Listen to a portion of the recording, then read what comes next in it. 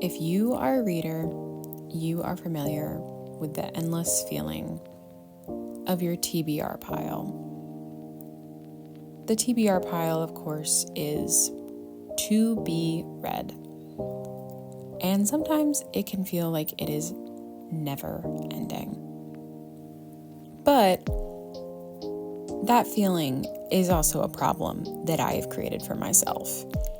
And it's not an entirely terrible problem to have because I love books.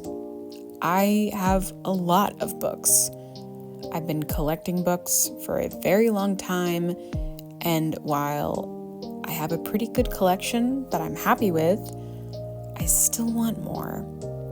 And that is where the problem lies.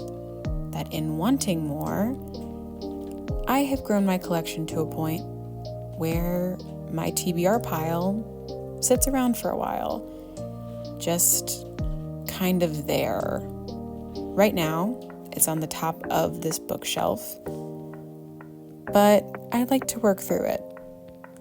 And hopefully, we can do that.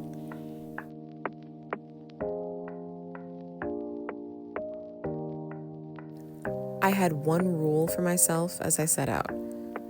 Don't buy any more books. Don't add anything else to my TBR pile. You'll see how that went. The point of this is to just get more books on my Goodreads to complete 35 books by the end of the year. And I think we can do it. But I started day one with one of my favorites. So it is day one, and the first thing I wanted to take off of my TBR is Piranesi. I have read this book before, actually, but I like to read it at least once a year. I usually read it in the summer, and I haven't, so it is still on here. I'm saying that it still counts. It's by Susanna Clark. She wrote it during COVID, and it's one of my favorite books of all time. I think it's really incredible. It was recommended to me by a friend, and it's been in like my top books ever since. I'm going to start getting into it, and I will update you as we go. Okay, so we got to page 73, which is not bad. I'm going to keep reading throughout the day today. We'll probably be able to finish it today, but we'll see. I love this book so much. It's about a guy called Piranesi who gets trapped in this house where it's infinite rooms and infinite hallways, and it's full of water and birds and statues, and there's one other person who is in the house as well. He calls the other. It's all communicated through his journal entries, Piranesi's journal entries. Every time I read it, I get a very deep nostalgic feeling because I read it at a very particular time in my life. It always makes me miss the summer. It's still just as good as I remember it, thank God. But it's a pretty good read. It's a pretty easy read. I think it's a good starting point as well. I'm probably going to read it throughout my day today, so we'll see how that goes. I'm probably going to read it when I get home later. I will keep everyone updated as I finish it, but I'm probably going to be able to finish it today. Let's hope. I am not going to show you my original footage I had from the end of Piranesi. It made me cry. I love that book. Anyway. And day two began with me immediately breaking my own rule. Me and my boyfriend went to Barnes & Noble, so of course I got books. This is the Full Moon Coffee Shop, which is a Japanese bestseller, which I am excited to get into. But I also got more books. Here's my TBR, what it looks like now. There's a lot more on there, as you can see. One of them is Look Back, which is a manga, which was my boyfriend's that he's loaning to me, and it's very short, so don't feel guilty about that one. But here is our Barnes & Noble haul, my books that I got, all books that I'm really excited to read, plus Full Moon Coffee Shop, which is completely new to me, and his book, Lolita, which he will shake his head in public as he reads, so people don't think that he agrees with. Annihilation, and it has these little sprout bookmarks in that we got, which I think are so cute. And of course, the Barnes & Noble tote. We love to see it. You're propped up on my bookshelf right now. It is very cold tonight. I'm still working on the Full Moon Coffee Shop. I'm like halfway through, and I can't tell because this is a Japanese bestseller. Like, it is translated from Japanese. I can't tell if it's just a bad translation or not. I did spend a lot of money on this book, so that makes me want to like it. I honestly don't know if I'm being Stockholm into liking this book or not. The main characters, it's like a series of stories where everyone is connected to each other. So the woman you meet in the first story is connected to all of the other characters, which is cool and it's interesting. But these characters, the cats who run the coffee shop, which is Precious, they are all planets or representatives of planets.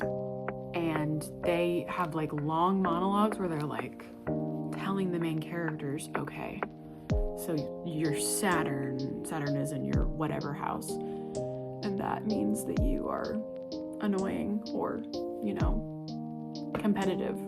I do like it. I think that it's fun, but also I'm halfway through and it gets to a point where I'm like, okay, we get it. Her house, she works too much.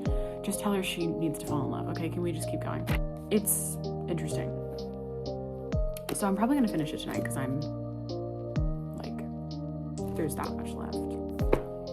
That's like nothing. I'm probably gonna finish it tonight. It's also, the text is huge, so we're probably gonna finish it tonight. And I will update on my thoughts. Anyway, it was fine. I liked it. I liked the use of music. There was a lot of references to classical music, which I thought was interesting. I thought that was cool. Characters would start hearing classical music whenever the cafe would appear. One of the songs they hear is Beethoven's Pathétique. Sorry, bad friend. The main character, upon hearing this music, remarks that it is music for a wounded heart, which is great. Going into it, thinking in the very first bit it was going to be more slice of life with a little bit more of like fantasy mixed in there, which is cool, which it was. And then it became more just about astrology and reading people's astrology, and then at the very end it's a ghost story. So it's interesting. I think I'd give it like a 3-star because I did enjoy a lot of parts. The parts with the cats were really sweet. Honestly, whenever they serve people stuff at the cafe, I really loved that. I think I might be a little biased because the aesthetic of the book is cute, and I started reading it in a coffee shop, and some of the characters are really, really sweet. That made up for a lack of kind of a real plot, but also, I don't know, maybe if I read a different translation of the book, maybe if I could read it in the original Japanese, which I cannot, I can't read Japanese, I might like it better.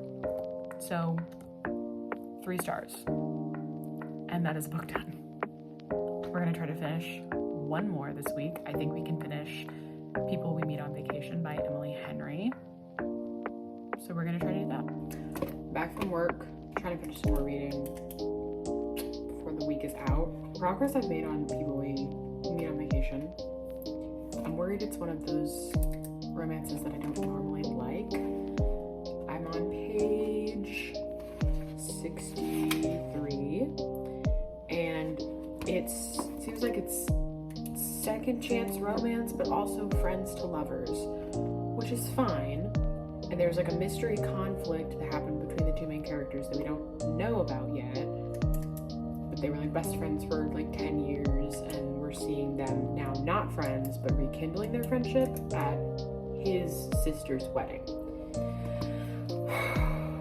So normally I like it when the tension comes from them hating each other, but I don't think that's really what's happening here. So kind of bummed about that. The last thing I read from this author was Beach Read, which was that they did hate each other, but he secretly loved her, which is my favorite thing forever, but it's not that. So after finishing 2 of the things that had been on my TBR for forever, this is my little treat from Barnes & Noble. So we'll see how I like it. It's better than Full Moon Coffee Shop, I think. I just got back from work. We just got to a point when the 2 main characters are confessing their love in the form of she's upset and it's raining and they're realizing that they love each other and they've loved each other the whole time and they've known each other for 12 years in this book, which is a long time, and we're getting context for some of their past issues with each other. He was in a relationship with a woman who was suspicious of her, which she was correct about.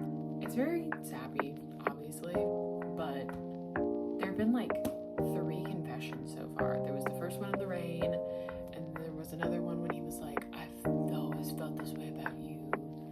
Now we have to go to my brother's wedding. His brother's getting married, which isn't a huge plot point, which I don't know how I feel about. The whole book is the idea that they're on, it's called People We Meet on Vacation, but so far they haven't really met anyone. They've met like one married couple who thought that they were also married and helped them out. That's like it. Like they met other people, but it's, I don't know. The title is kind of frustrating to me. It's still fun and it's still good. My problem with this author is that she writes really good build-up, a really good confession, but then the way she sticks the landing, there's just never enough time. Like I'm already like, this much is done, and we've already had most of the like big confession scenes, and I'm sure there's going to be a reason that they don't end up together immediately and then they come together at the end. So, hi. So we'll see. I'm done. So I was right. I was correct. There's a big confession scene. She flies to where he lives to be there for him and express the fact that she only wants to be with him. Doesn't matter. He's what makes her happy. And then they do a weird fake out that I didn't love, where he was like, I'm sorry. Stop.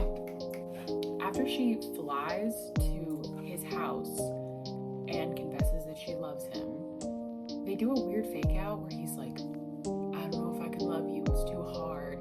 Then she goes and cries in her car and they do end up together. I like the way this author writes, like her like build-up of tension, and like her characters are really, really fun. She does seem to write the same couple where it's quirky girl who is free and cool and guy who is very boring.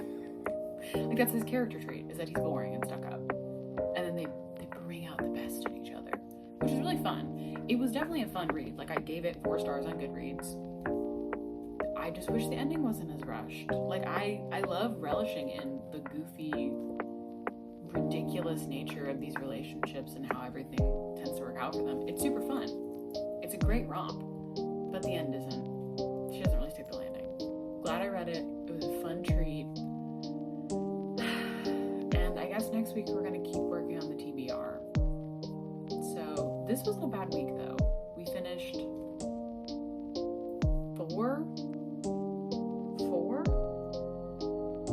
4 books. This is a lie. I have read 3 books. No idea where I got 4 from. I have read 3 books. And I'm still working on The Secret History. There's just so much. There's a lot in that book. I think we're going to be able to complete the Goodreads challenge. I'm definitely worried about it. But I think we can do it. It's very, very possible. Next week, I hope to finish Secret History. I hope to finish Look Back. Very doable. And maybe finish Hero of Ages. Or another book. I don't know. Maybe. I don't have a lot of autumn books, which I kind of regret. I kind of regret not adding more autumn books to my list. But that's okay. that we have right now, and we're going to do our best to not read the stuff that we just bought from Barnes & Noble, even though I already broke that rule because I